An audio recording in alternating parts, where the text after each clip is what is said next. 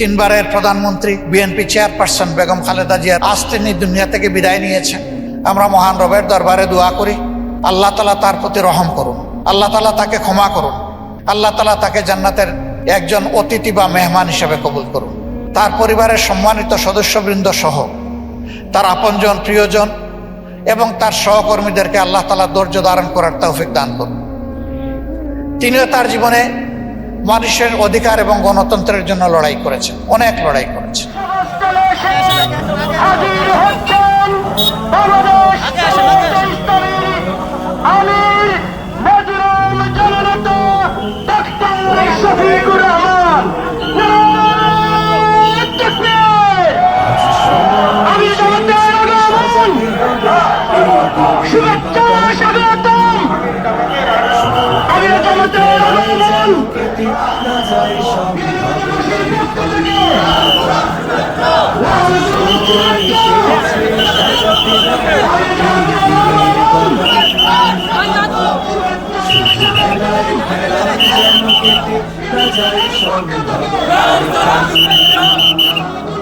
কত ফুলগুলো ঝরে গেছে শাহাদাতে, তবু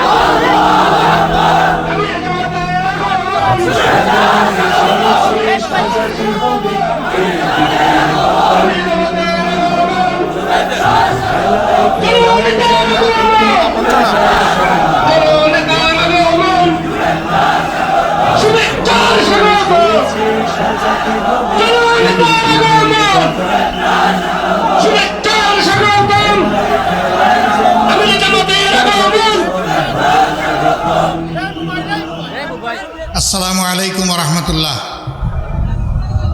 আপনারা সবাই ভালো আছেন?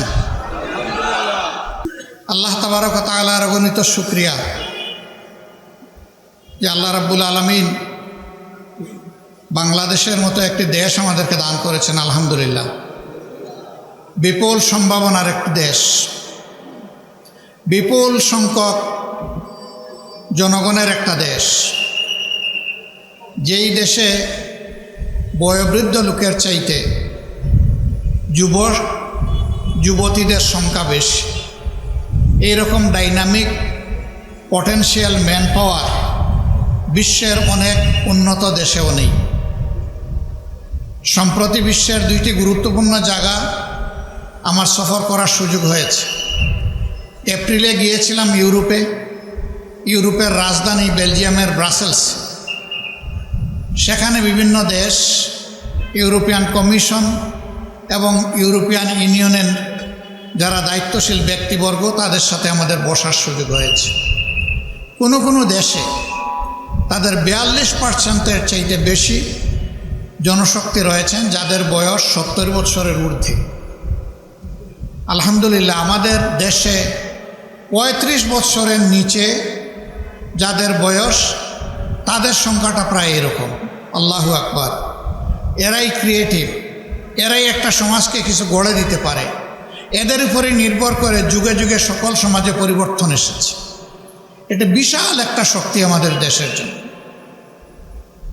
আমাদের মাটির নিচে আল্লাহ সম্পদ দিয়েছেন, মাটির উপরে সম্পদ দিয়েছেন। আমাদের পানি জলসীমার ভিতরে সমুদ্রে, নদীতে আল্লাহ সম্পদ দিয়েছেন। সমুদ্রের তলায়ও আল্লাহ সম্পদ দিয়েছে। কিন্তু এত সম্পদ থাকা সত্ত্বেও আমরা কেন আমাদের স্বপ্নের বাংলাদেশটা গড়তে পারলাম না? কেন একটা ইনসাফ ভিত্তিক সমাজ গত 54 বছরে আমরা পেলাম না? উত্তর একটাই, একটা সম্পদের অভাবের কারণে আমরা এটা পারিনি। এটি হচ্ছে চারিত্রিক সম্পদের অভাব। এই চারিত্রিক সম্পদের অভাবের কারণেই আমরা দেশ গড়তে পারিনি। যারাই যখন দেশের দায়িত্বে গিয়েছেন দেশ পরিচালনার জন্যে, তারা প্রথমে চিন্তা করেছেন আমার সুবিধাটা কোথায়, এরপরে চিন্তা করেছেন আমার দলের সুবিধা কোথায়। এই দুই সুবিধা মিটাতে গিয়ে তারা হাঁপিয়ে উঠছেন। এরপরে জনগণের দিকে আসলেই ভালো করে ফিরে তাকানোর তারা সময় পাননি। এই প্রত্যেকটা মানুষ বড় ভাগ্যবান ভাই, আমি তার ব্যতিক্রম। সবার নিজের বাড়ির চাইতে শ্বশুর বাড়ি ধনী, তবে ইলেকশনের আগে নয়, বিজয়ী হওয়ার আগে নয়। বিজয়ী হওয়ার আগে হয়তো বা গরিব অথবা সমকক্ষ, কিন্তু বিজয়ী হয়ে গেলে এই শ্বশুর বাড়ির ধন রাতারাতি বাড়তে থাকে। তার কারণ মনে মনে ভয় পায়, আমার অ্যাকাউন্টে যদি টাকা ঢুকে দুদক হয়তো আমার ঘরে একদিন চলে আসবে, কিন্তু যদি শ্বশুর শাশুড়ি শালা শালীর নামে পোস্টিং হয়ে যায়, শালার বোন নামে যদি জমা থাকে, তাইলে আশা করি দুদক সেখানে পৌঁছবে না। কিন্তু কপাল মন্দ থাকলে দুদক সব জায়গায় চলে যায়। তারা দুদককে ভয় করে। এই জায়গায় যদি তারা আল্লাহ তাআলাকে ভয় করতো, তাইলে জনগণের সম্পদে তারা হাত দিতে পারতেন না।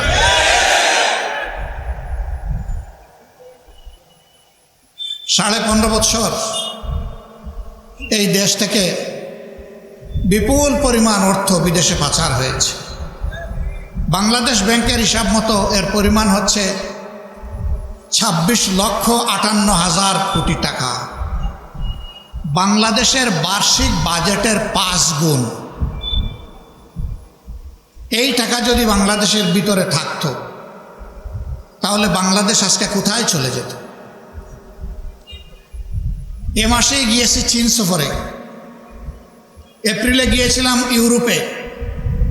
সবার একই কথা, তোমাদের দেশে যদি একটা জিনিসের উপর তোমরা বিজয় অর্জন করতে পারো, তাহলে তোমাদের দেশ বদলাতে 20 থেকে 25 বছরের বেশি সময় লাগবে না। একই কথা আমরা জিজ্ঞেস করেছি, আমাদের তো একটা অবজারভেশন আছে, তোমাদেরটা কি? বলেছে এটা দুর্নীতি, দুর্নীতি এবং দুর্নীতি। এই দুর্নীতি যদি তোমরা ঠেকাতে পারো, তোমাদের দেশ বদলে যাবে। আমরা তোমাদের দেশের সাথে ব্যবসা বাণিজ্য করি, তোমাদের দেশের দুর্নীতি দেখে আমরা লজ্জিত হই, কিন্তু তোমাদের লোকেরা লজ্জিত হয় না। এটা কি একটা জাতির জন্য লজ্জার বিষয় নয়? দুর্নীতি এমনই একটা মহারোগ, যেই রোগ সমাজের আর কোনো কিছু বাকি রাখে না। এই দুর্নীতির কারণেই সমাজে সন্ত্রাস হবে, দুর্নীতির কারণেই লম্পটরা লাম্পট্য করে টাকার বিনিময়ে রেহাই পেয়ে যাবে। দুর্নীতির কারণে নিরীহ মানুষকে স্লটার করে জবাই করার পরে সে বেঁচে যাবে তার টাকা পয়সা দিয়ে। এই দুর্নীতির বহু রূপ আছে। মানুষ মনে করে শুধুমাত্র ঘুষ আর চাঁদা, এই দুইটাতেই বোধহয় দুর্নীতি। না, অবশ্যই এই দুইটা বড় মাত্রার দুর্নীতি, কিন্তু এর বাইরে আরেকটা বড় দুর্নীতি আছে, এটা হচ্ছে বুদ্ধিভিত্তিক দুর্নীতি। বুদ্ধি দিয়ে জনগণকে ঠকিয়ে, জনগণকে ঠেকিয়ে নিজের কপাল গড়ার বুদ্ধি। এটা তারাই করতে পারে সত্যিকার অর্থে দেশ এবং জনগণের প্রতি যাদের দায়বদ্ধতা নাই, ভালোবাসা নাই, মায়া নাই। তারা কারা? তারা আকাশে মেঘ দেখলে যারা দেশ থেকে পালায় যায় তারা। এই দেশ যদি তার নিজের দেশ মনে করত, জনগণের কাছে যদি দায়বদ্ধতা মনে করত, তাহলে নিশ্চয়ই তারা এই অপকর্মে জড়িত হতো না। তারা দেশ থেকে পালায় কেন? পালায় এ কারণে, যখন ক্ষমতায় থাকে তখন ধরাকে সরাজ্ঞান করে, আর সব কিছুকে তার শ্বশুরবাড়ির যৌতুক মনে করে, সব কিছুকে হালাল মনে করে পেট ভরে। কিন্তু যখন ক্ষমতার মসনদ কোমরের নিচ থেকে চলে যায়, তখন চোখে অন্ধকার দেখে। তখন দেশ থেকে একা পালায় না, গোষ্ঠী শুদ্ধ পালায়। বাংলাদেশ জামাত ইসলামী একটি মজলুম সংগঠন। এই সংগঠনের কোনো দায়িত্বশীল নেতা দেশ ছেড়ে পালাননি। বহু বিপদ এসেছে, চোখের সামনে ফাঁসির রশি দেখার পরেও আমাদের শ্রদ্ধেয় নেতা মীর কাসেম আলী আমেরিকা থেকে বাংলাদেশে চলে এসেছিলেন। তাকে বলা হয়েছিল don't come back to Bangladesh. তিনি বলেছিলেন কেন? বলছে যে আপনার নেতৃবৃন্দের প্রতি যা হচ্ছে আপনার প্রতি তাই হবে, কোনো ব্যতিক্রম হবে না। তিনি বলছিলেন ইনশাআল্লাহ আই উইল ফেস। আমি সত্যের উপর, সত্যের পাটাতনের উপর দাঁড়িয়ে আমি মিথ্যার প্রতিবাদ করবো ইনশাআল্লাহ। তাতে যদি আমার জীবন যায় যাবে, আমার দেশে যাবে, আমি পালিয়ে চুরের মতো বিদেশের মাটিতে থাকবো না। তিনি ফাঁসির রশিকে চোখের সামনে দেখেও চলে এসেছিলেন এবং সত্যি হাসতে হাসতে সেই ফাঁসির রশিকেও তিনি বরণ করেছেন। কেন তাহলে আমরা দেশ ছাড়ি না? কেন বিদেশ গেলেও চলে আসি ঝুঁকি নিয়ে? দুটি কারণ। নাম্বার ওয়ান, আমরা এই দেশকে, দেশের মানুষকে ভালোবাসি, সুতরাং এই মানুষ ছেড়ে আমরা কোথাও গিয়ে শান্তি পাই না। নাম্বার টু, আমরা যেহেতু চুরি চামারি করি না, এই জন্যে আমাদের লোকদের কোনো বেগম ভাড়া নাই, থাকবে কোথায়? এই জন্যেই ঠিকানা আমাদের একটাই, আলহামদুলিল্লাহ, এটা আল্লাহ তাআলার জন্ম দেওয়া বাংলাদেশ। এই বাংলাদেশকে নিয়ে আমরা গর্ব করি, এই বাংলাদেশকে নিয়েই আমরা বাঁচতে চাই। আল্লাহ তাআলার কাছে আমরা সাহায্য চাই, এদেশের আপামর জনসার সাথে আমরা যেন মর্যাদার সাথে এই বাংলাদেশে বসবাস করতে পারি। শুধু বাংলাদেশ জামাতে ইসলামী আরামে থাকলে আমরা শান্তি পাবো না, আর আরামে থাকার কোনো সুযোগও নাই। থাকতে হলে গোটা সমাজকে নিয়েই থাকতে হবে। এই জন্যে আমরা পরিষ্কার বলেছি, আমরা একটা সংগঠন, সংগঠনের সহকর্মীদেরকে, এত মুসলিম সহকর্মী কি তাণ্ডব গিয়েছে আমাদের উপর দিয়ে, আপনারা তার সাক্ষী। কোনো বক্তা আমার সামনেই সেই কথাগুলো বলেছেন, এই জন্যে আমি এটার আর পুনরাবৃত্তি করতে যাচ্ছি না। কিন্তু 5 আগস্টের পরে আপনারা কি দেখলেন? যে বাংলাদেশ জামাতে ইসলামী তার 11 জন শীর্ষ নেতাকে হারিয়েছে, যে বাংলাদেশ জামাতে ইসলামীর প্রত্যেকটি কার্যালয় 3.5 বৎসর সিলগালা করে রাখা হয়েছিল, যেই বাংলাদেশ জামাতে ইসলামীর নিবন্ধন এবং প্রতীক কেড়ে নেওয়া হয়েছিল, যেই বাংলাদেশ জামাতে ইসলামীর শত শত কর্মীকে খুন করা হয়েছে, অসংখ্য কর্মীকে গুম করা হয়েছে, শেষ পর্যন্ত দিশাহারা হয়ে যে বাংলাদেশ জামাতে ইসলামীকে নিষিদ্ধ ঘোষণা হয়েছে, এর সাথে ইসলামী ছাত্র শিবির সহ আমাদের সকল সংগঠন।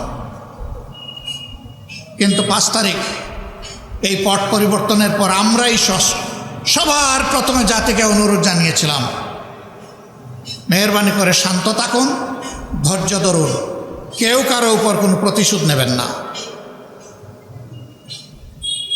গদিতে থাকা অবস্থায় ওবায়দুল কাদের আওয়ামী লীগের সাধারণ সম্পাদক সাহেব বলেছিলেন তার দলের লোকদেরকে যে কোনো মূল্যে গদি টিকিয়ে রাখতে হবে। যদি গদি চলে যায়, প্রথম 2 দিনে, চলে যাওয়ার প্রথম 2 দিনে 5 লক্ষ আওয়ামী সন্তানকে হত্যা করা হবে। আলহামদুলিল্লাহ, এ ধরনের বিপ্লব, পরিবর্তন, অভ্যুত্থান যতগুলা দেশ দেখেছে তারা রক্তের স্রোত এবং বন্যা দেখেছে, কিন্তু বাংলাদেশে তা হয়নি। আলহামদুলিল্লাহ, বাংলাদেশের মানুষ আমাদের অনুরোধ রক্ষা করেছে। এর পাশাপাশি শুধু অনুরোধে কথায় চিড়া ভিজে না, পানি অথবা দুধ দিতে হয়। আমরা সাথে সাথে আমাদের সহকর্মীদেরকে বলেছি, যাও, চলে যাও, সকল ধর্মের, মুসলমানদের মসজিদ, হিন্দুদের মন্দির, খ্রিস্টানদের গির্জা এবং বৌদ্ধদের মঠ, এই সবগুলো শক্ত পাহারা বসাও, লাঠি হাতে দাঁড়িয়ে থাকো, কোনো দুর্বৃত্ত যাতে গিয়ে সেখানে কোনো আঘাত করতে না পারে। আমরা বলেছিলাম এরকম পরিবর্তন হলে দেখা যায় যাদেরকে বলা হয় মাইনরিটি, আমরা মাইনরিটি বলি না, সংখ্যালঘু বলি না, বিভিন্ন ধর্মের লোকদের উপর অত্যাচার হয়, জুলুম হয়, আমরা বলেছিলাম তাদের শুধু ধর্মীয় উপাসনায় নয়, কোনো ব্যক্তিও যদি আমাদের সাহায্য চায় তারও বাড়ি পাহারা দেবা এবং প্রয়োজনে তার সাথে রাত্রে ঘুমাবা, তাকে নিরাপত্তা দেওয়ার জন্য, আশ্বস্ত করার জন্য। একটানা 15 দিন আমাদের সহকর্মীরা সেই স্বেচ্ছাসেবকের দায়িত্ব পালন করেছে। আল্লাহ কবুল করুন, যার কারণে কারো কুমতলব থাকলেও বড় কোনো দুর্ঘটনা ঘটানোর সাহস পায়নি। বাংলাদেশ বেঁচে গেছে। আমরা এই দেশের প্রত্যেকটি মানুষকে জাতি ধর্ম নির্বিশেষে ভালোবাসি, সম্মান করি, এটা তার প্রমাণ। এরপরে বিভিন্ন ধর্মের নেতারা তাদেরকে নিয়ে বসেছে। তারা বলেছেন, ইউ হ্যাভ ডান এনাফ, আপনারা আমাদের জন্য অনেক করেছেন, এখন আপনাদের ভলান্টিয়ারদেরকে বিশ্রামে নেন। আমরা তো চাইনি, তাও আপনারা এসেছেন, প্রয়োজন অনুভব করলে আমরা আপনাদের কাছে অবশ্যই যাব।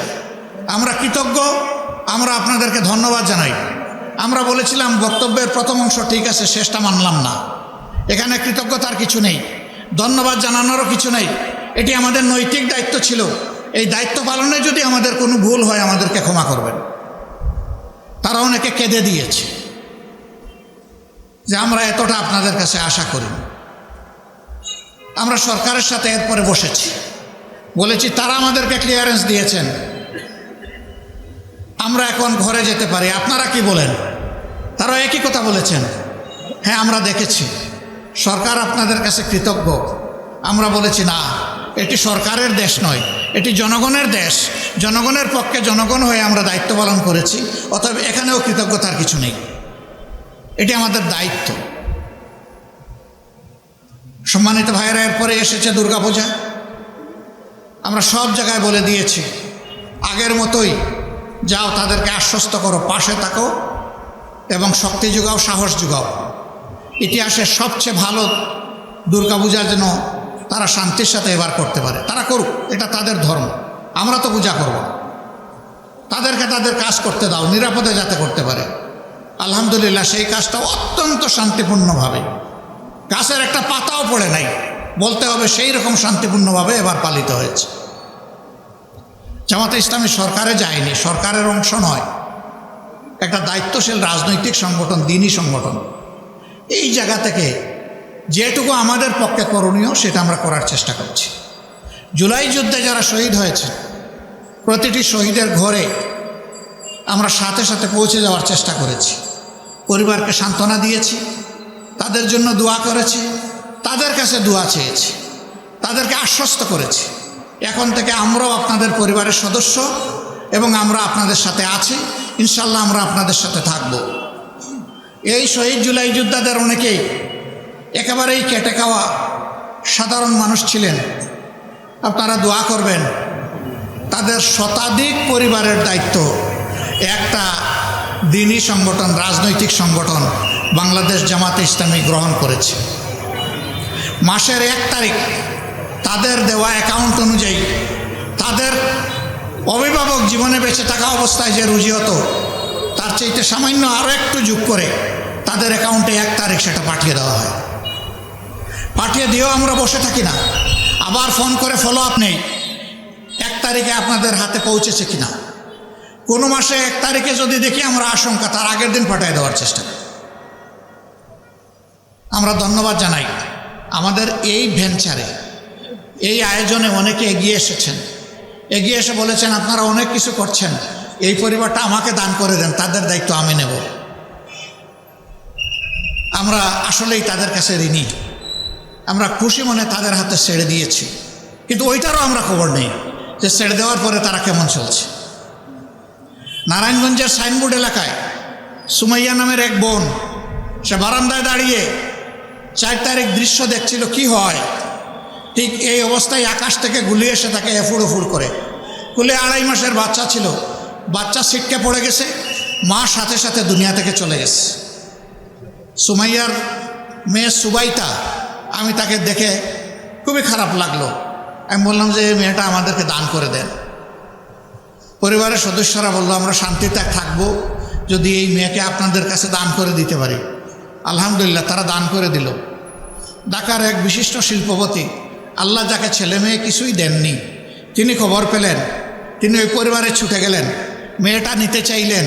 তারা বলল এ মেয়ের মালিক আমরা নই, এ মেয়ের অভিভাবক জামাতে ইসলামী, এইটা দেওয়া না দেওয়া তাদের ব্যাপার। তিনি আমার কাছে ছুটে আসলেন।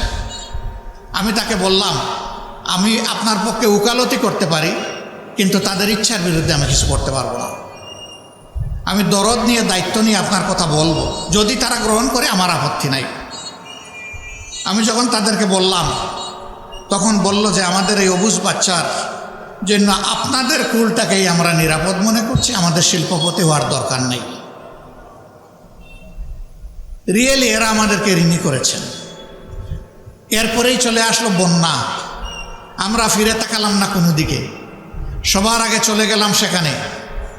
ফেনীর পানিতে নেমে আমরা চিৎকার দিয়ে বললাম বাংলাদেশের জনগণকে, যাদের সামর্থ্য আছে ছুটে আসুন, পাশে দাঁড়ান, সেবা করুন, মানুষের দোয়া গ্রহণ করুন। আলহামদুলিল্লাহ, শুধু আমাদের দাওয়াতে গেছে এটা আমি বলবো না, কিন্তু আমরা আওয়াজ দিয়েছি সবার আগে। মানুষ ঝাঁকে ঝাঁকে সেখানে গিয়ে পড়ল, আমরা আমাদের সামর্থ্য অনুযায়ী মানুষের পাশে থাকলাম। এরপরে আমরা খেয়াল করলাম জুলাই যুদ্ধে যারা আহত তাদের ব্যাপারটা কি হবে, আমরা তাদের দিকে আমাদের সামর্থ্য অনুযায়ী চেষ্টা করেছি। এই জায়গায় লক্ষ্য করুন, আমরা বড় একটা সমাবেশ ঢাকায় চাইলে করতে পারতাম, কিন্তু আমরা করিনি। কারণ তখন মানুষকে দেখানো আমাদের কোনো উদ্দেশ্য ছিল না। এই বিপ্লবের ক্রেডিট দাবি করার কোনো উদ্দেশ্য আগেও ছিল না, এখনও নাই। আমরা গভীরভাবে বিশ্বাস করি এটি আল্লাহ তাআলার একান্ত মেহেরবানিতে এই পরিবর্তন হয়েছে। আর এর জমিনের দায়িত্ব এবং এই জমিনের কৃতিত্ব হচ্ছে বাংলাদেশের 18 কোটি মানুষের। আমরা এখানে কাউকে কোনো মাস্টার মাইন্ড মানি না এবং নিজেদেরকেও মাস্টার মাইন্ড দাবি করি না। যদি একজনকে আমরা মাস্টার মাইন্ড বলি তাহলে বাকি সবাইকে আন্ডারমাইন্ড করতে হয়, আমরা তা করব না। আমরা সবাইকে সম্মান করি। 10 মাসের শিশু কুলে নিয়ে যে মা উত্তরার রাস্তায় সেদিন নেমে পড়েছিলেন, তাকে থেকে শুরু করে 82 বৎসরের বৃদ্ধ পর্যন্ত রাস্তায় এসে যারা প্রতিবাদ করেছেন, এই লড়াইকে জোরদার করেছেন, ফ্যাসিবাদের পতন নিশ্চিত করেছেন, আমরা মনে করি তারা সকলেই মাস্টার মাইন্ড। আমরা এভাবেই বাংলাদেশের জনগণকে অভিনন্দন জানাই। বন্ধুগণ, অবশ্যই দেশকে সুশৃঙ্খল অবস্থায় আনতে হলে আমাদের একটা কার্যকর নির্বাচন লাগবে। সেই নির্বাচনটা আমরা আশা করছি আগামী বছরের প্রথম দিকে ইনশাল্লাহ অনুষ্ঠিত হবে। কিন্তু সেই নির্বাচনটা কেমন চাই, আমাদের স্পষ্ট বক্তব্য, অতীতের বস্তা পচায় ধারায় নতুন কোনো নির্বাচন চাই না এবং এমন কোনো নির্বাচন আমরা মেনেও নেব না। এই নির্বাচন হতে হবে স্বচ্ছ,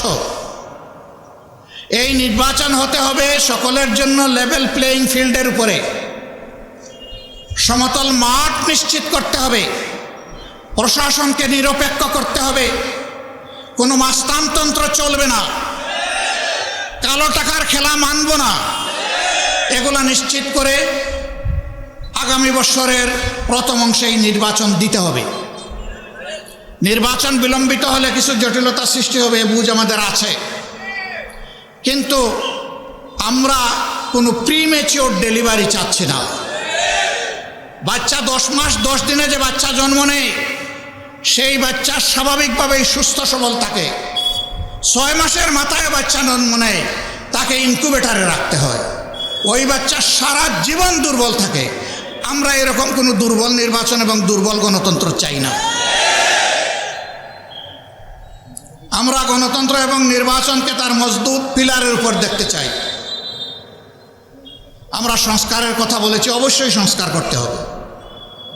আমরা স্থানীয় সরকার নির্বাচনের কথা বলেছি দুর্ভোগ কমানোর জন্য, এটা একটা নির্বাচন। বহু জায়গায় এখন স্থানীয় সরকারের কোনো প্রতিনিধি নাই, জনগণের সাফারিং হচ্ছে। কিসের রাজনীতি, জনগণকে আমি সাফারিংয়ের মধ্যে রেখে দেব? এই জন্য আমরা বলেছি যে আগে স্থানীয় সরকার নির্বাচন দিয়ে জনগণের সাফারিংটা দূর করেন। আমরা প্রবাসীদের ভোটাধিকার চেয়েছি। এই আন্দোলন, এই বিপ্লবে, এই অভ্যুত্থান আমরা একা করি নাই। আমাদের প্রবাসীরা সমান কৃতিত্বের দাবিদার। তাদের ভোটাধিকার কেন থাকবে না? তাদের ভোটাধিকার অবশ্যই নিশ্চিত করতে হবে। তাদের ভোটাধিকার শুধু নিশ্চিত করলে হবে না, তাদের ভোট প্রয়োগ নিশ্চিত করারও ব্যবস্থা করতে হবে। এগুলা কি আমাদের অন্যায় আবদার? এগুলো আমাদের যৌক্তিক দাবি। প্রবাসীরা হাজার ধরনের বিড়ম্বনার শিকার হন, তার মূল কারণ হচ্ছে তাদের ভোটাধিকার নাই। এই জন্য যারা সরকারে যায় তাদেরকে গুরুত্ব দেয় না। একটা জায়গায় কেউ সুন্দর করে গুরুত্ব দেয়, সেই জায়গা হলো প্রবাসীরা আমাদের রিমিটেন্স যোদ্ধা। আর বিদেশে হালকা ওজনের বড় লাগেজ নিয়ে যাওয়া হয়, আসার সময় আলহামদুলিল্লাহ ভারী লাগেজ নিয়ে আসা হয়। এই জায়গায় খুব ভালো গুরুত্ব দেওয়া হয়। আমি ছোট্ট একটা মানুষ, সারা দুনিয়া ঘুরাই, ছোট্ট একটা লাগেজ নিয়ে যাই। নতুন জায়গায় গেলে বন্ধুরা বলে যে আপনার ট্যাগটা দেন। আমি কিসের ট্যাগ? বলে যে আপনার লাগেজ ট্যাগ। আমি বললাম ভাই আমি নিজেই লাগেজ। না দেন, আপনার কষ্ট হবে। আমি তাইলে এইটাই নেন। আর কোনো লাগেজ নাই। আমি বলি এইটাই আমার জন্য যথেষ্ট। কেউ আমাকে একটা শার্ট দিতে চাইলে, একটা গেঞ্জি দিতে চাইলে, কোনো উপহার দিতে চাইলে আমি বলি আমার লাগেজ খুলে দেখেন, জায়গা থাকলে আপনি ঢুকাই দেন। আমার লাগেজে কোনো জায়গা নাই। আর আমি এইখানে সম্পদের বোঝা বাড়াতে আসিনি। আমি এসেছি আমার গুনার বোঝা কমাতে। আমি এসেছি আমার দেশ এবং জাতির পক্ষে কিছু দায়িত্ব পালন করতে। মেহরবানি করে এটা যারা পছন্দ করে তাদেরকে দিবেন, আমি এটার উপযুক্ত লোক নই। আমাদের এই প্রবাসীরা রাজনৈতিক নেতাদেরকে ওই সমস্ত দেশে গেলে কি পরিমাণ ভালোবাসে। এই রাজনৈতিক নেতারা যদি একবার বিবেক দিয়ে চিন্তা করতেন, তাহলে তাদের এত বিড়ম্বনা পোহানোর কোনো প্রশ্নই উঠত না। বন্ধুরা, আমরা আপনাদেরকে জানাই দিচ্ছি, আসি এই দাবির পক্ষে আমরা মজবুতভাবে আছি এবং ইনশাআল্লাহ এই দাবি আপনাদের পক্ষে আমরা আদায় করে ছাড়বো ইনশাআল্লাহ। সম্মানিত ভাইরা, একটা দেশ, খুব বড় কিছু চাহিদা আমাদের নাই। আমাদের চাহিদা হচ্ছে সমাজের সকল মানুষ ন্যায় বিচার পাবে। আমাদের চাহিদা হচ্ছে সমাজে বৈষম্য থাকবে না। আমাদের চাহিদা হচ্ছে দুর্নীতির কোনো রেশও থাকতে দেওয়া হবে না, এমন একটা সমাজ আমরা চাই। ড্রেনের পানি দিয়ে 10 বার হাত পা ধুইলে নিয়ম মাফিক উজু হবে কেন? কারণ ড্রেনের পানি অপবিত্র। এই মানবিক দুর্নীতিমুক্ত ইনসাফ ভিত্তিক দেশ কেবল তারাই গড়তে পারবে যারা নিজেরা এর উপরে চর্চা করে। আমরা ওয়াদাবদ্ধ, আমরা সেইভাবেই আমাদের জনশক্তিকে গড়ে তুলেছি এবং আগামী ইনশাল্লাহ এইভাবেই আমরা দেশ করতে চাই। দেশের মানুষ আমাদের উপর আস্থা রাখলে আমরা তাদের আস্থার প্রতিদান জীবনের সব কিছুর বিনিময়ে দেওয়ার চেষ্টা করব ইনশাআল্লাহ। বিয়ানীবাজারের পাশে একটা উপযুক্ত মানুষকে আপনাদের সামনে আমরা প্লেস করেছি, তার সম্পর্কে ইতিমধ্যেই জেনেছি। আমরা আশা করব বাংলাদেশকে স্বপ্নের বাংলাদেশ হিসেবে গড়ে তোলার জন্যে আপনারা সবাই তার পাশে দাঁড়াবেন ইনশাআল্লাহ। এখানে যারা আছেন তারা ঘরে ঘরে আমার এই অনুরোধ সালাম মেহেরবানি করে আপনারা পৌঁছে দেবেন। আপনাদের কাছে একটু ভালোবাসা সমর্থন চাই। আল্লাহ আমাদের সহায় হন। আসসালামু আলাইকুম ওয়া রাহমাতুল্লাহি ওয়া বারাকাতুহু।